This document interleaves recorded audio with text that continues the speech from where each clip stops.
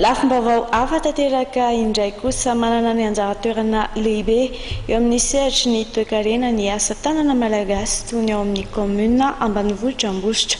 Nisy noho izany ny fitsidiana izay nitanterahim-ben'ny tanàna Ambositra tao amin'ny nosy rahavavy La Réunion mba entina hanomezana indrindra tosika ho an'io sehatra io. Manana anjara toerana lehibe eo amin'ny toe-karena ao amin'ny commune ambanivohitra Ambositra ny asa tanana. Efa-morany sanjato ny mponina ao amin'ity commune ity dia mivelona amin'ny asa tanana avokoa.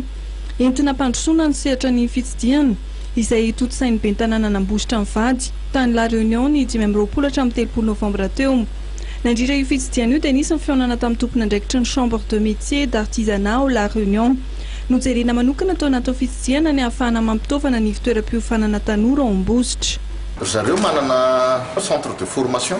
Ireo centre de formation ireo manaraka fenitra européenne dia matetika miova foana zany ny fitaovana ampiasan'ireo dia mba niresahanay hoe voalohany aloha fitaovana zay mbola azo ampiasana raha ohatra ka ilaina dia raha ohatra ka azonay raisina dia raisinay ampiasana any aminay zany dia ohatr'izay koa raha misy fitaovana hitan'zareo hoe tokony hanampiana ny mpanao asa tanana any Ambositra izay fampitaovana sady mitondra amin'ny fiavoazana amin'ny tsaratsara kokoa amin'ny asa tanana dia raisinay raha ohatra ka misy avy any amin'ireo dia efa nisy moa fampitaovana vitsivitsy efa tenena hoe reto azo alefa Madagasikara ohatsy izy fa mbola hojerena hoe ahoana ny fomba handefasana azy tsy maintsy miresaka DNMLO koa amin'ny tompona andraikitry ny ladoany aty sy ny amin'ny fanafaran'entana mba tsy teraka olana be dia ohatr'izay koa ny fampitaovana ny adiniko teo moa nisy resaka koa amin'ny hoe fanampiana ny be antitra sy ny ankizy zany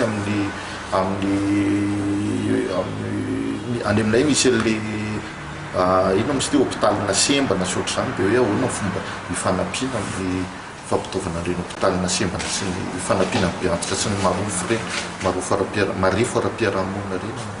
Ankoatra io dia noresana tao anatin'ny dingana raha ben'ny tanàna Ambositra mivady tamin'ny tompona andraikitra tany La Réunion ny ahafahana manome certification ny tanora malagasy miasa ao anatin'ny fanorenana foto-drafitr'asa. Mijery ihany koa ny fiara-miasa entina hampandrosoana ny commune ambonivohitra Ambositra ny ben'ny tanàna Vola Andrenarivo. Ny Ambositra zany dia fitadiavana fiara-miasa amin'ny any ivelany amin'ny resaka asa tanana zay zany makendrina ny Ambositra. Eo ihany koa zany hoe le any Ambositra commune urbaine nefa dia tsy manana na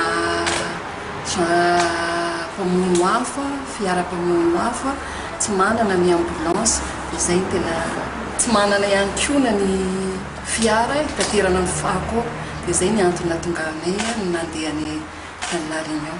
Nisongadina indrindra ireo nandritra ny fihaonana tamin'ny mpanao gazety ny totosain'ny ben'ny tanàna Ambositra sy ny filoha hevitry ny antenimieram-pirenena amin'ny faritany Fianaratsoa teny Ivato.